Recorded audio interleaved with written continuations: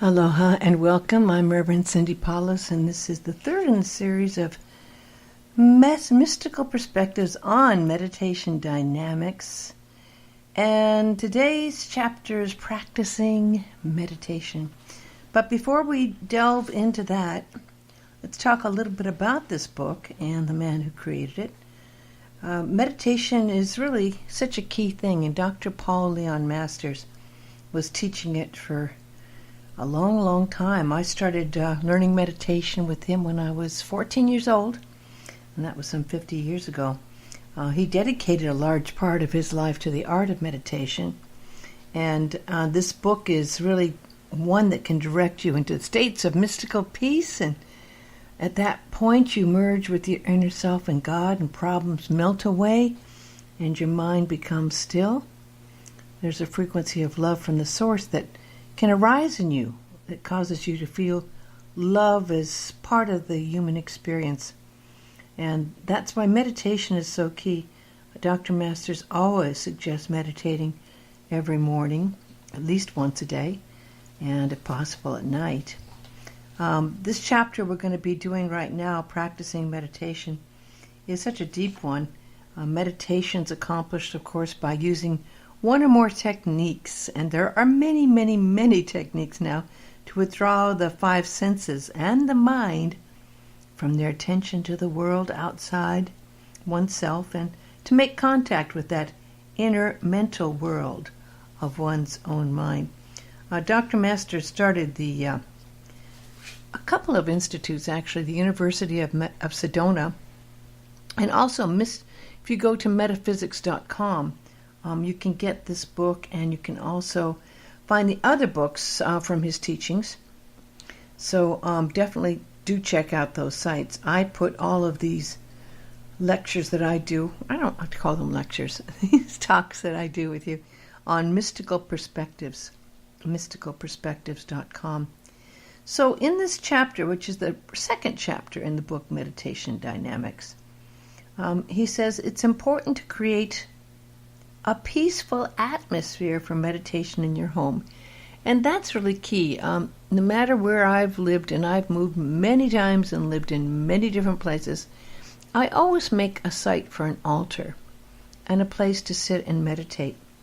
And that is a place that's your sacred space, and it should be treated as your sacred space. So you can make it fit in a way that you think is proper. As we go through our day, especially during the times when a maximum degree of concentration is necessary, and it certainly is these days with all the distractions, we need to really learn that we can meditate and close our eyes and enter into periods of meditative contact with the presence of God. And that's what we're going to be doing in this chapter. The inspiration, feeling, and stimulation or energy should blend with what the mind's energy is focused upon, thus adding to its concentration. And that word focus is such an important key word. You use it in your meditation, you use it in your life, you use it to manifest what you need to manifest in your life as well. So be aware of your focus. Here are some suggestions that Dr. Masters has in the book for helping you to create a peaceful atmosphere for practicing meditation at home. Pick a place in your home where there's the least likelihood of your being disturbed, and have the following items on hand for practicing meditation: a vase of flowers or a single bloom, a white candle and a candle holder, and your favorite incense. And arrange as follows: place the candle in front of the flowers and the burning incense in front of the candle. Now, of course, these are guidelines that can be made to fit what you need. I use now, I actually go to stores and I get those candles that are not in a holder. They're in the jars now, and they work fine. I am lucky. I planted some roses, and I get these lovely roses I can put there. And I certainly do need to get some more incense. I stopped incense for a long time because I felt it was getting into my lungs. I had a situation for a while with my lungs, so I didn't want to have too much smoke. But then I've come back to it, and it feels very good to have the incense. The idea of having a space in your place where you will not be disturbed is very important. You actually create an energy field. When you sit and meditate every day, you are actually creating an energy field in your spot. And that's why it's nice to have a certain area where you can build up that energy field and it won't be disturbed. So possibly this is, if you have the luxury of having a private room for it, great. Or if you have a section of a room you use, maybe you just want to have that section to yourself and put some barriers up or some kind of curtains or something in the area that makes it your space. Now, what I do is I get up at 4 in the morning so I won't be disturbed. There's so many things that start happening once you turn on the phone, and there's all these messages and there's pings and there's things going on. And so at 4 in the morning, there's a real quiet energy out, and I can find that the best time for me to meditate. And I know many people say they just don't have the time. But believe me, if you realized how important that sacred time is, that time sets the tone for the rest of your whole day. And if you just get up a little earlier in the morning, you'll find that that's the most important time of your entire day. Now, Dr. Masters suggests beautiful music playing in the background is beneficial for meditation. I know when I did classes with him way back, that was probably in the 60s somewhere, when he had his place in Hollywood, he would love to play some of the classical music like Meditation from Thais or the Moonlight Sonata. But now there's so many great musical selections you can have with New Age music. I use the Insight Timer app, and it's called Insight Timer. And there's hundreds and hundreds of pieces of music you can use. It also times your app, and there's all kinds of other meditations you can use on there as well. But it is nice to have. And I now use headsets to listen to music that's lovely too. I created actually a special library in my iTunes library of meditation music that I like to use that I know uplifts the spirit. Now, you can practice meditation either sitting up or lying down. Beginners should practice in a sitting position because otherwise if you're lying down, you might just go back to sleep. I do a lying down to start my very first thing in the morning when I wake up. I start with the lying down meditation to start my day, and then I go down and sit. So you can do a combination of both. But if you're sitting in a position, you should make sure, well, I always sit on a mat. I've studied Zen for years, and I feel very comfortable on my Zen meditation mat. So I sit right in front of my altar. My altar is a low altar, so I can sit there and be at almost eye level with the candle flame and the pictures, just slightly down. But if you're sitting in a chair, you certainly can with both feet flat on the floor. The hands resting palms up in your lap if you wish to receive energy. Your hands can be palms down if you want to have more of a closed circuit. In many cases, it's very good to connect your thumb and your index finger in a circle, so you have even more of a closed circle there. They do this certainly in yoga, and in many ways of meditation do that mudra. Your body should be erect and comfortable. In other words, what you want to do is be able to have the energy flowing through your whole body without blocks to it, right? And you want to have your spine as erect as possible. And Dr. Masters suggests using a high back chair to support your head. But of course, if you're sitting on the ground, you just try to make sure that your body is aligned in a perfect line from the top of your head to the base of your spine. So the energy from your kundalini and that energy can flow back and forth very easily. If you practice in a reclining position, have your ankles crossed, fold your hands and place them over the central upper part of your body. Now, there are exceptions to this position. Sometimes I just leave my hands up by my side and I see energy flowing down from the heavens right into my hands. and then I'll put my hands over my heart. The temperature in the room or place where you meditate should be somewhere between 72 and 78 degrees Fahrenheit. And Dr. Master says what I said earlier, meditate in the same room each day, use the same chair, or I use the same mat, and I have for years to meditate. Select a comfortable article of clothing and use it each day for meditation. I switch between a couple. I don't think it's always necessary to have the same, but again, the concept here is that you have that vibration that you pick up from meditation in that outfit or that particular piece of clothing. That's why it's suggested you use the same article of clothing. And meditate at the same time or times each day. And that's important. There's a certain cycle of that's why I wake up, even if I don't set an alarm clock, but I usually wake up right around 4 o'clock in the morning. And then I go down, and by the time I meditate, it's about 4:15, 4:20. That's the time many Zen monasteries begin their meditation practice early in the morning as well. But the same time is useful, and at night as well. Because then you again have that same vibration frequency of energy coming during that time that you're setting up. Use the same chair in which to meditate, or in my case I use a mat. And I have a lovely Tibetan rug I got in Tibet, when I was there. And it's a meditation rug. They make them that are the size of a mat. And I use that and have used it for years. 20 years, as a matter of fact, for that rug. Select a comfortable use of clothing and use it each day for meditation. Meditate at the same time for each day. So that's the meditation process. Don't meditate when you're hungry, and avoid meditation immediately after your meal while your body is digesting. I try to always have a cup of tea for myself handy because I meditate for an hour, sometimes a little longer, maybe an hour and 15 minutes. And sometimes I want that tea to be handy. If in a reclining position while meditating, place your head to the north and your feet to the south when possible.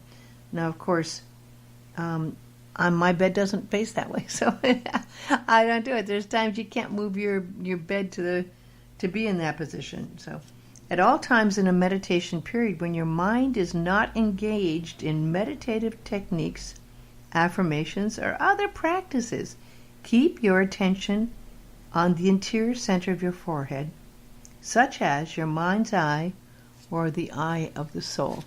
And that is where, again, the focus is, focusing on that center. Now, there are times when you're doing chakra meditations that you might direct your focus to each chakra. And there's times Dr. Masters even suggests using your body and looking within it and seeing the energy fields there. Now, I'm going to go into the next page here. This is on now page 10, which now goes into instantaneous meditation technique. This is a very, very handy one to use because we all get busy, and sometimes we want to, during the course of a day, maybe at noon, take a break and get back in that meditative state of mind. You can do this at work. You can do this in a park. You can do it anywhere. And he goes on to say, in general theory behind instantaneous meditation is that you can instantly duplicate meditation at a moment's notice by having conditioned yourself to remember what it is like to be in meditation. In other words, you've set the groove in your mind. There's a place in your mind. There's a set thing that you've already created, and you can go back to that place. Now, he says, accept this technique after you've practiced meditation for about a week. Instantaneous meditation is accomplished by memory and not by step-by-step meditation procedure. And there's a very important key here, which we're going to go into. Whenever you want to put yourself into meditation instantly, for whatever reason, do the following. For 3 seconds, hold back your breath after inhaling. So, okay, we breathe in, and we hold our breath, and now we breathe out. During this time, stop all everyday thoughts by holding them back, much the same way as you are holding your breath. So let's do it again. Breathe in deeply. Hold your breath. And breathe out. Tell yourself, as soon as I release my breath and mind, I will recall exactly what it is like physically and mentally to be in meditation.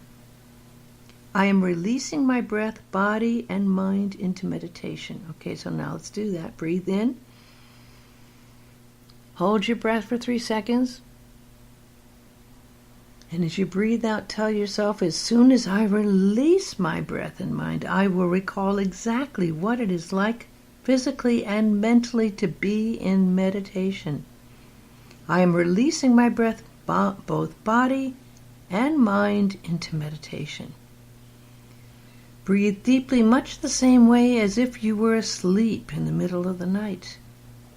Program your mind while breathing in this manner. So this is very important. This is so easy to do, and it's amazing, but behind it is a key of breath, and breath is such an important key. Breath sweeps mind. When you're holding your breath, you aren't thinking. You are holding your thoughts. So that's why you can have that pause, the in-between space between breath in and breath out. And in that pause, you can bring and direct your mind to be in that wonderful state of connection to the inner self and to the soul and to God. Now, he goes on to talk about meditational self-programming. Given that the subconscious mind governs 90% of our conscious decision-making, self-programming can be used to maintain a positive, conscious, and aware attitude in the surface or conscious mind. Now, each day take a little time to enter into a light state of meditation, relaxed and aware that God or universal mind spirit exists at the center of your mind. Give the subconscious memory bank level of your mind self-programming suggestions in regard to your receiving original and follow-through ideas from God. The purpose of meditational self-programming is to allow you to reprogram your mind, establish positive thought patterns, and sublimate negative thought energies through mystically based positive thought patterns. General instructions for this practice: meditational programming twice a day, once in the morning and once in the evening. Programming can also be used when you feel the need at any other times during the day by using instantaneous meditation technique. The procedure: enter the meditational programming level of your mind, which is the personal subconscious or alpha level, through instantaneous programming, which we just practiced. You may also program yourself before and ending a regular meditation period when your mind is still at a subconscious or deeper level. So again, you go and do the instantaneous meditation, and then you program. And again, this is where affirmations are coming in, and we will be getting into more of those, and those are also in the book. Dr. Masters was a firm believer in using powerful seed affirmations, and his book, which I also cover in other series here, is Spiritual Mind Power Affirmations, and you can use those to program your mind. He also has a lovely Voice of Meditation series, which you can get at metaphysics.com, and a book called Mystical Insights, Knowing the Unknown, which is available at metaphysics.com and amazon.com. And if you're interested in learning more, you will have all of this available to you if you go to metaphysics.com and decide to take a course. There are courses in metaphysical science, ways to become ordained metaphysical minister, metaphysical practitioner, also a doctor of philosophy, a doctor of ministry, and many more. So go to metaphysics.com to find that out. And you can go to my website, mysticalperspectives.com. And from there you can listen to all of the series of spiritual mind power affirmations I've done so far, about 27, and 2 other in the series of the meditation dynamics. We'll continue more with this on the next one. I thank you so much for listening, and I wish you a very blessed rest of your day.